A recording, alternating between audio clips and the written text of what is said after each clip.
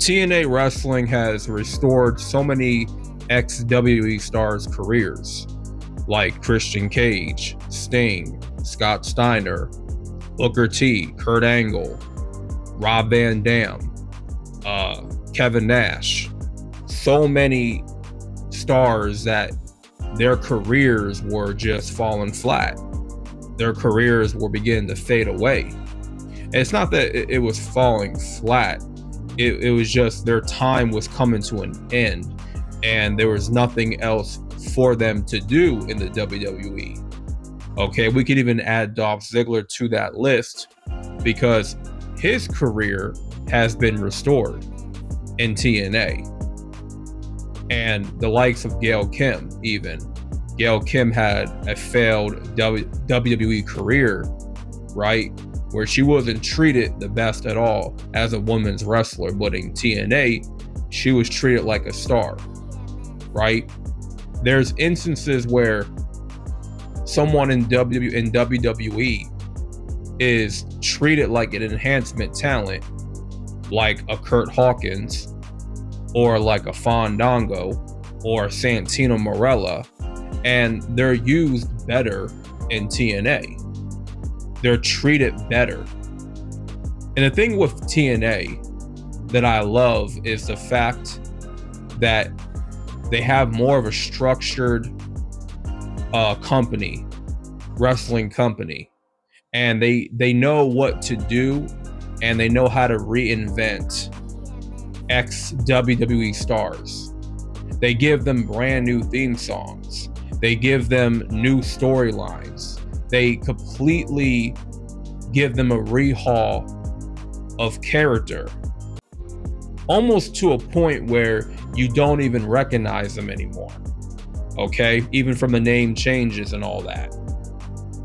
It's like a lot of the guys that's in AEW right now, it feels like you're watching the same them from WWE. You know what I'm saying? It's like nothing has really changed with them since they went to AEW, but in TNA, they feel completely different, right? I loved Booker T's TNA theme song because that felt very different, and Kurt Angle's theme song was very different. To be honest, that was his best wrestling theme in TNA, and Kurt Angle was having his best wrestling matches in TNA. Even he will say that. He had his best run. And that was when he was at his best. You know, Jeff Hardy and Matt Hardy. That's where they really got to shine the most in TNA. When their careers in WWE were failing or fading away, TNA gave them that opportunity. You know, now Matt and Jeff, they're having better runs in TNA than they ever had. You know, Matt Hardy got to introduce a new gimmick, a new character, Broken Matt Hardy. You know, a lot of these talents that came from the WWE, they got to redefine themselves, and TNA gave them that platform. The reason why TNA exists today is because they had the ability to reinvent ex-WWE talent, as well as establishing their own homegrown talent like an AJ Styles, a Samoa Joe, an Abyss, right? The Motor City Machine Guns, their TNA Knockouts division, their X division, their X division matches were great. You know, all their high flyers, and the tag team division was pretty good.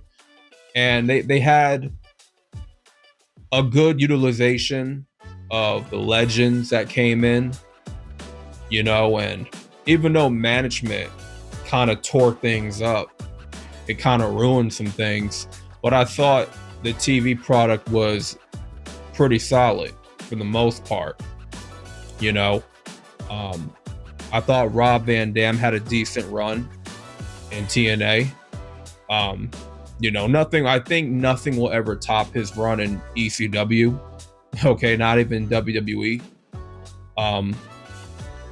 But when it just comes down to it, anyone that comes to TNA, because TNA has such a good track record when it comes to redefining and reinventing one's career, they're going to have a great run. Like, say if today, if Apollo Crews got released today and he went to TNA, I think he would have a pretty good run there. I think if Rusev went to TNA, he would be a top star, right? If an Indy Hartwell was in TNA, she would do very well. Someone that would be, I would say, the face of TNA, in terms of being a top name, would be Baron Corbin. Baron Corbin would be fantastic for TNA, right? There's just certain talents that have gotten released by the WWE. They would fit in well in TNA wrestling, not AEW. There's certain talents that fit well in AEW because it allows them to wrestle these, long, lengthy matches. But in TNA, yeah, you get to wrestle the way you want to wrestle, a certain style. You're able to showcase more your wrestling ability, but TNA gives you that opportunity to showcase more character. They give you more opportunity to show a different personality, a different side of yourself that you didn't get to showcase in the WWE. Okay, and I think TNA as well benefits from, a smaller arenas, a smaller audience. Okay, it just feels more defined and, more underground-ish, right? Which works for TNA. Because I feel like TNA has never truly been in competition to the WWE. I mean, except when Hulk Hogan was in management, I believe, and TNA was on Monday nights. But anyway, one name I forgot to mention was Christian Cage. Now, Christian Cage, to me, he had his best run as a pro wrestler in TNA. From the moment that he came in, he felt like a big deal. In 2006, he was feuding with Sting, Kurt Angle, AJ Styles, Samoa Joe. Like, he was doing great things in TNA, right? From 2006 to 2009. And then he came back around 2021. I thought Christian Cage could have had a longer run in TNA wrestling. And I thought he could have really carried, the company for a long period of time. But that's where Christian got to redefine himself. That's where he got to reinvent himself. And they valued him more as a top guy, a top name, than either WWE and AEW combined. And that's just a fact. But TNA will go down as the promotion that revives careers that fade away, careers that have died in either AEW or WWE. And that's a fact.